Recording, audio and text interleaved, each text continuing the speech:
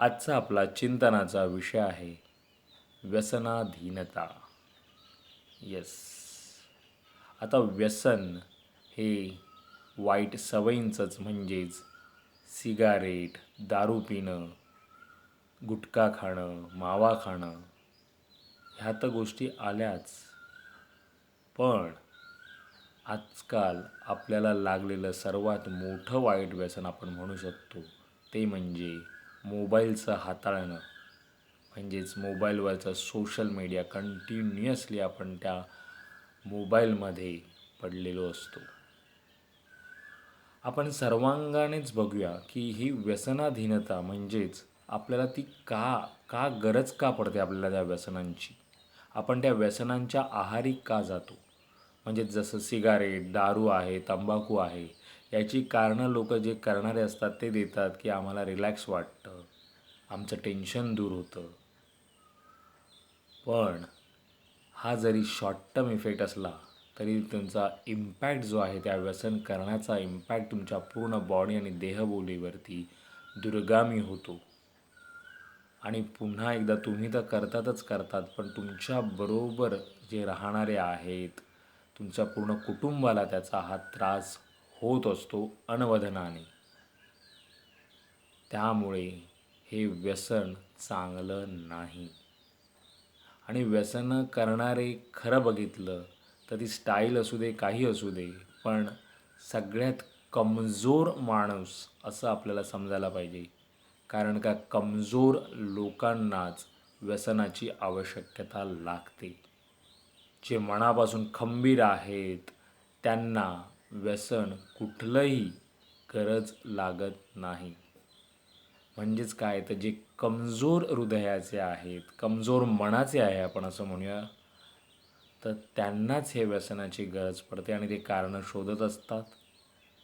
आणि स्टाईल कसली स्टाईल आली आहे. तुम्ही थोरा मोठ्यांचे गोष्टी वाचा, पहा किंवा काही गरज नाही आहे कुठल्याच व्यसनांची करायची. सगळ्यांना प्रॉब्लेम्स लाईफमध्ये आहेत. सगळ्यांना आयुष्यामध्ये काही ना काहीतरी प्रॉब्लेम्स फेस करावे लागतात.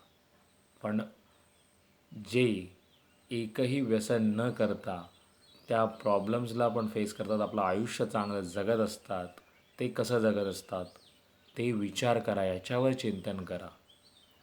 व्यसन हे वाईटच, मग ते कुठल्याही गोष्टीचं असो.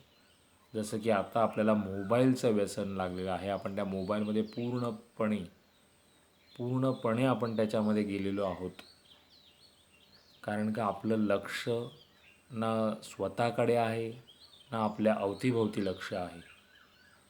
आपण सतत त्या मोबाईलच्या नोटिफिकेशन्सला, मोबाईलच्या त्या सोशल मीडियावरच्या लाईक्सला, डिसलाईक्सला सतत आपण त्याच्यामध्ये आहोत. मोबाईलवरती गेम्स खेळणं असो, काही पाहणं असो, तुम्ही काय करता तुम्ही त्याचा लिमिटेड वापर चांगला करू शकता. प्रत्येक गोष्टीला चांगली हे आहेत. हां, पण दारू पिणं, तंबाखू खाणं, सिगारेट हे वाईटच आहे. यात काहीही चांगलं नाही आहे. मोबाईल ही अशी गोष्ट आहे की ज्याला व्यसन म्हणू शकतो किंवा की जेव्हा आपण ते आहारी जातो, सतत आपल्याला काही ना काहीतरी आलं आहे, नोटिफिकेशन वाजलं किंवा आपण सतत त्या फेसबुक, रील्स बघणं हे व्यसन झालं. त्या मोबाईलचा चांगला उपयोग आपण करू शकतो.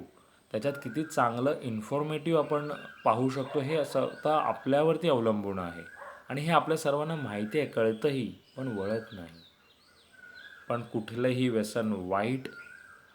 तंबाखू, सिगारेट, दारू याच्याने तुम्ही तुमच्या शरीराला पूर्णपणे त्रास देत आहात.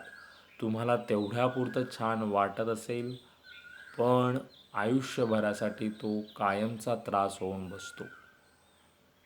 कारण का सिगारेटचा धूर काय किंवा काय याच्याने पॅसिव्ह स्मोकिंग तुमच्या आजूबाजूच्या घरातल्या लहान मुलांना, व्यक्तींना होत असतं. ह्याच्यावर जरा पहा, लक्ष द्या. आणि काही गरज नाही आहे. मनाने खंबीर व्हा, मनाला सशक्त बनवा. ज्याचं मन सशक्त त्याला कुठलंही व्यसन हे गरजेचं नाही. आणि आयुष्यामध्ये सर्वांनाच प्रॉब्लेम्स येत असतात. आता माझं स्वतःही मलाही कसलंच व्यसन अजून नाही आहे. वर्ष माझं 41 पूर्ण झालं आहे. पण आयुष्यामध्ये बऱ्याच गोष्टी अनुभवलेल्या आहे, अनुभवत आहे. पण आजपर्यंत मला सिगारेट, तंबाखू, दारू करावंसं वाटलं नाही. तुमच्या अवतीभोवती गोष्टी असतात. तुम्ही मित्रांचं म्हणा किंवा अजून काही गोष्टींचं तुम्ही कारणं देतातही, पण काही गरज नाही. जर तुमचं मन खंबीर असेल तर तुम्ही तिथेही राहू शकता. तुम्ही त्यांच्यामध्ये राहूनही तुम्ही व्यसन करायची गरज नाही आहे. माझ्या फॅमिलीमध्ये माझे वडील करत होते, पण वडिलांनी असे संस्कार आमच्यावरती केले की ज्याने आम्हाला त्याची गरज लागली नाही.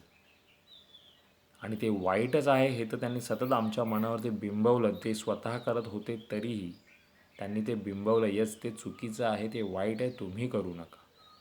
तर एक तर आपल्याला हे करता आलं, पण त्यापेक्षा तुम्ही ते न करणंच फार महत्त्वाचं आहे.